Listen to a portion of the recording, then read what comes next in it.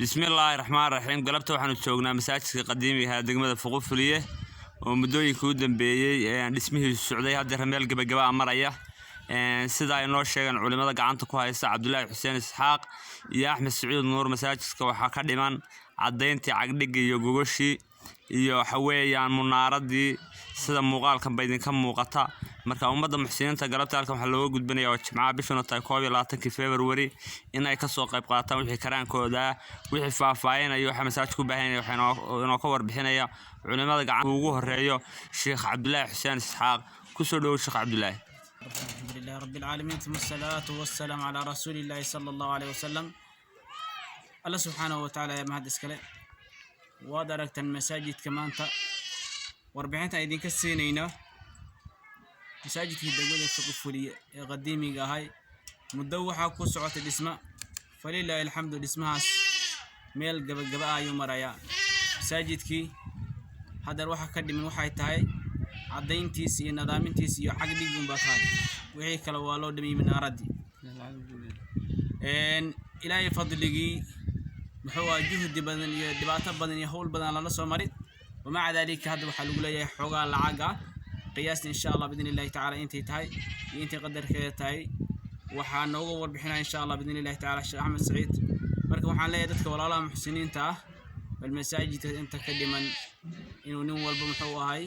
صودا ما يسترى هنتدو حن كلنا وحن هرمر سنة لكن إن شاء الله بإذن الله تعالى الشيخ عبد الرحمن إيه الشيخ أحمد ويقدر بين دونان أيها وبحثنا ونمستردون والسلام عليكم ورحمة الله وبركاته. الله رب العالمين ثم الصلاة والسلام على رسول الله صلى الله عليه وسلم الحمد لله إلهي ومهدله كان يسوق كان هلكنا بتقولي عافمات سيدا الله يدي شيء بقى وضياش ومعلومات ينور شيكتي مساجدكو لمدة ما هذا اسمه سواء سعودي اسمها سمدة وسعونا أيي خير الله سيعود كستو وقع عنك جيستي وحلينا ميسانك حسناتك الله وصاره meesha ay ka soo saareen wax ka khayr qaba Allah ugu bedelo masaajidka hadaan ka warbixino am dakhliga waxa ka dhiman iyo waxa galay hadda waxa ka baaqay oo masaajidka lacag lagu leeyahay waa lacag 1200 waxa ka dhiman sida laga warbixiyay waa cagdhigi cadeyntii loo warafinadii daaqadihii albaabadii iyo qurxintii arintaa baa ka dhiman arintaana qiyaastii waxaan isleenahay waa dhulka naade markay qiimeeyaan waa gurigu halka ugu lacagta badan yahay way marka waxaan isleenahay intaasina lacag 1000 iyo badh ah qiyaastii waa noqonaysaa iyo 1200 oo deynta adigu gurigaasi bacaadeyntiisaasi lacag 3000 buu isu geyntii qurxin maca dhamaystir maca deynbax buu ku kacayaa marka waxaan leenahay mar koowaad iyo mar labaad iyo mar saddexaadba dadka muxsiniinta oo muslimiinta waxaan ka codsanaynaa inay intaas nin waliba ka qaato qayb libaax maalkana inta aan ku leenahay waa intaas qofku bangiga aakhirana wax dhigto wadantiisa iyo xaajadiisa weeye marka insha Allah inta aan kaga tagayaa waa intaas anana naga farxiyo Allah idinka farxiyo hawsha inta dhiman soo dhameystira insha Allah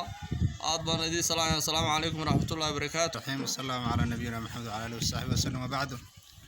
masaajidki iyo hawlihiisa iyo warbixintiisa waxay nasiisay culimadii ugu horeysay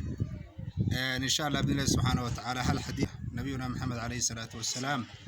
يقول قفك من بنى بيتا بنى الله له بيتا في الجنة قفك مساجد يصدر إلهي نودسه إلهي سبحانه وتعالى جنة أيوب بيت وقدسه من نبي عليه الصلاة والسلام وعد إلهينا وارون وما قفك سلا أي حال دي سنقنيسه حق مالك إلهي سبحانه وتعالى يقول ما فقط من شيء فهو يخلفه واحد بحسان إلهي درت هذا بحسان